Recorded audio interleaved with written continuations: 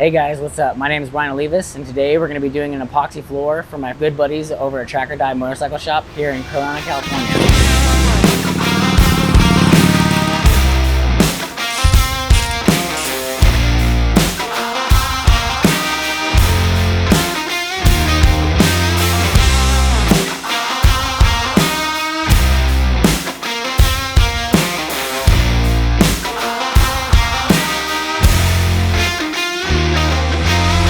So this concrete floor was previously grinded already. So what we're going to do is take our angle grinder with a diamond cut blade and a dust shroud, and we're just going to spot grind any of the shiny areas that they missed or any spots that have oil, just to make sure that our epoxy has good grip when it goes down.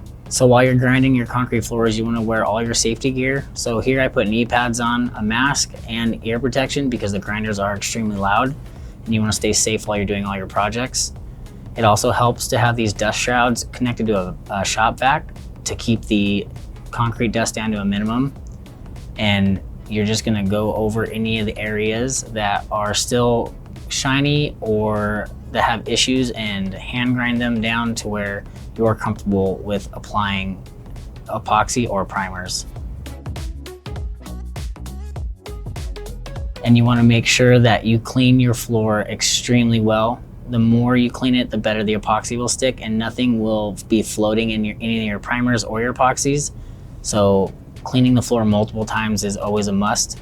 You could vacuum, sweep, use blowers, any method that you'd like. And now we're going to take all of our tools and materials out of the way so we can mix up our primer that you can get from the Epoxy Resin store. So here we're going to start mixing up our epoxy primer. It has a very low viscosity, which will seep into the concrete and seal it, protecting it from moisture and air bubbles.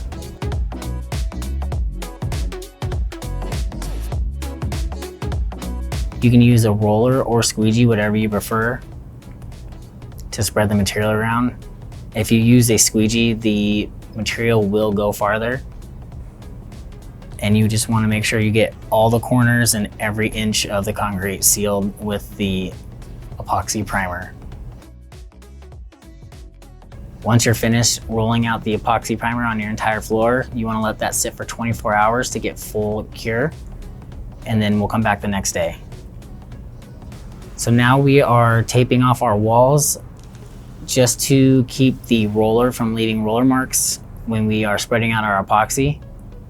And if you tape 1/8 of an inch up to where it's not touching the floor, it makes it easier to remove the tape when you're done.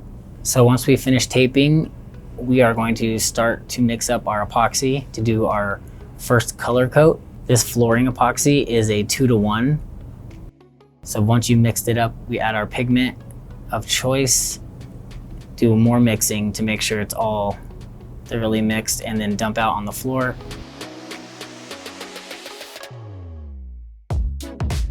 I feel comfortable using a squeegee to spread out the material faster to get a nice thin coat for our first coat. And then after we've squeegeed the material out, we'll go back and back roll everything to get rid of any squeegee marks and to add a design. So once we finished our first coat, we will let that one dry for another 24 hours.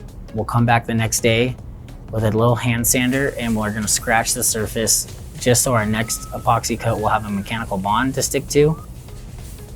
You want to get any air bubbles or debris that was left in the epoxy out really good, and then once you're done sanding, you want to make sure that you clean the surface very well to get any material or debris out so it does not float in your final coat. Now we're mixing up our second layer of epoxy and adding our pigment. And this is going to get rid of any transparency in the first coat, giving it a full color coat. And it's the same process of pouring out and squeegeeing and then back rolling the epoxy, adding in any kind of design. And you just continue to repeat the process until you are finished.